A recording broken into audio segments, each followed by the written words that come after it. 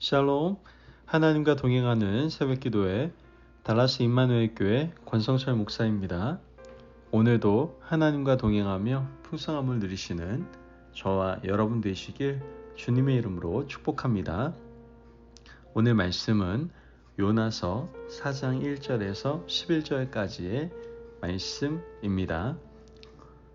요나가 매우 싫어하고 성내며 여호와께 기도하여 이르되 여호와여 내가 고국에 있을 때 이러하겠다고 말씀하지 아니하였나이까.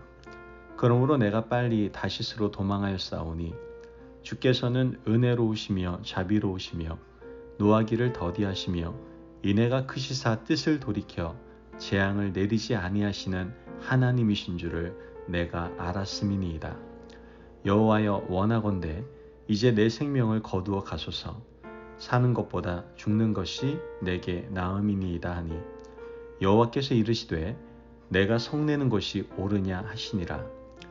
요나가 성읍에서 나가서 그 성읍 동쪽에 앉아 거기서 자기를 위하여 초막을 짓고 그 성읍에 무슨 일이 일어나는가를 보려고 그 그늘 아래에 앉았더라. 하나님 여호와께서 박넝쿨을 예비하사 요나를 가리게 하셨으니 이는 그의 머리를 위하여 그늘이 지게 하며 그의 괴로움을 면하게 하려 하심이었더라. 요나가 박넝쿨로 말미암아 크게 기뻐하였더니 하나님이 벌레를 예비하사 이튿날 새벽에 그 박넝쿨을 갉아먹게 하심에 시드니라. 해가 뜰 때에 하나님이 뜨거운 동풍을 예비하셨고 해는 요나의 머리에 쪼임에 요나가 혼미하여 스스로 죽기를 구하여 이르되 사는 것보다 죽는 것이 내게 나으니이다 하니라. 하나님이 요나에게 이르시되 내가 이 박넝쿨로 말미암아 성내는 것이 어찌 옳으냐 하시니 그가 대답하되 내가 성내어 죽기까지 할지라도 옳으니이다 하니라. 여호와께서 이르시되 내가 수고도 아니하였고 재배도 아니하였고 하룻밤에 났다가 하룻밤에 말라버린 이 박넝쿨을 아꼈거든. 하물며 이 큰 성읍 니느웨에는 좌우를 분별하지 못하는 자가 12만여 명이요 가축도 많이 있나니 내가 어찌 아끼지 아니하겠느냐 하시니라. 아멘. 하나님의 말씀입니다. 여러분, 사람은 태어나면서부터 좀 자기중심적인 성향을 보입니다. 예를 들면 여러분 운전 많이 하시니까 운전하다 보면 교통이 좀 막히지 않습니까? 그런데 어떤 차가 옆길을 이용해서 자기 앞을 확 끼어든다고 생각해 보십시오. 어떤 마음이 드시겠습니까? 직접 경험하지 않은 분들은 급한 일이 있겠지라고 생각하시겠지만 막상 현장에 있으면 쉽게 용납이 되지 않을 때가 많습니다. 그래서 소리도 지르고 쌍라이트도 막 켜고 크락션 울리고 막 그러지 않습니까? 저만 그렇게 생각하는 건가요?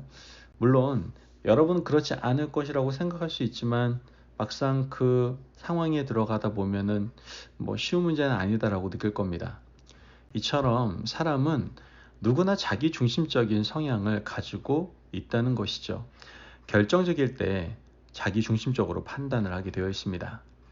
그런데 우리가 잊지 말아야 할 사실은 우리가 누구냐라는 거예요. 우리는 그리스도인입니다. 하나님을 믿고 신앙을 가지고 있는 우리는 과연 어떻게 살아가야 합니까? 일단 자기중심적으로 살아서는 안 된다는 것은 분명합니다. 그러면 어떻게 살아야 될까요?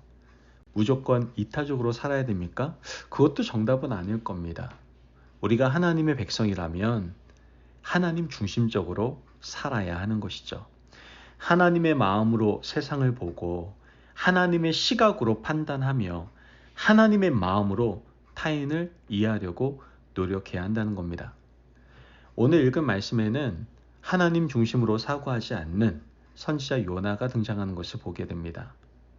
사흘 동안 걸어야 할 큰 성읍 니느웨를 단 하루 만에 돌았습니다. 즉 하나님 말씀을 대충 전한 거죠. 그런데 놀라운 일이 일어나는 겁니다. 니느웨 성에 있는 수많은 백성들이 회개를 하는 거예요. 왕으로부터 백성들까지 굵은 베옷을 입고 제 위에 앉아서 회개를 합니다. 하나님께서는 그들의 회개하는 모습을 보시고 뜻을 돌이켜 재앙을 내리지 않겠다라고 말씀을 하시게 되죠. 이것이 요나를 화나게 했던 것 같습니다.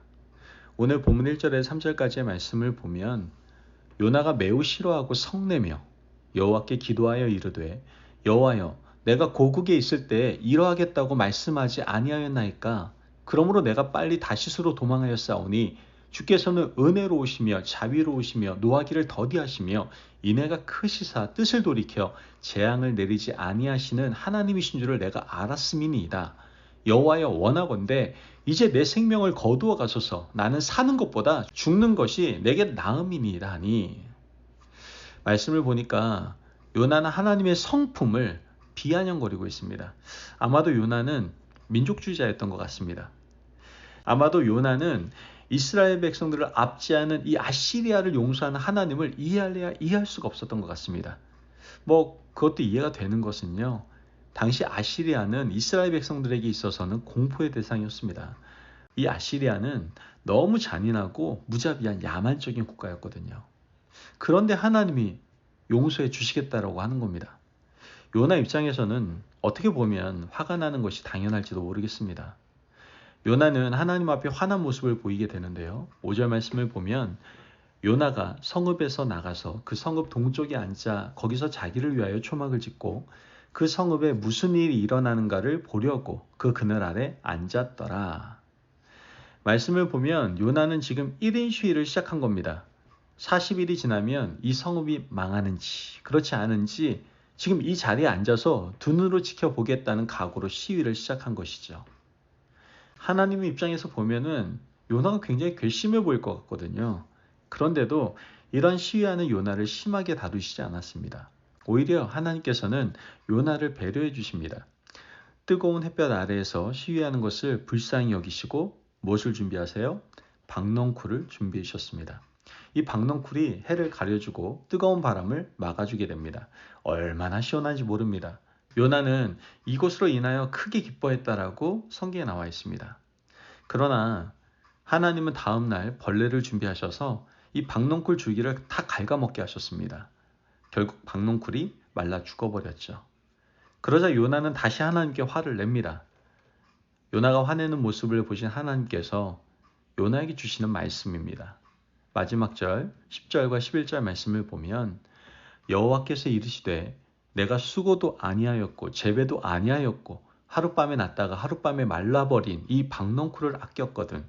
하물며 이 큰 성읍 니느웨에는 좌우를 분별하지 못하는 자가 12만여 명이요 가축도 많이 있나니 내가 어찌 아끼지 아니하겠느냐 하시니라.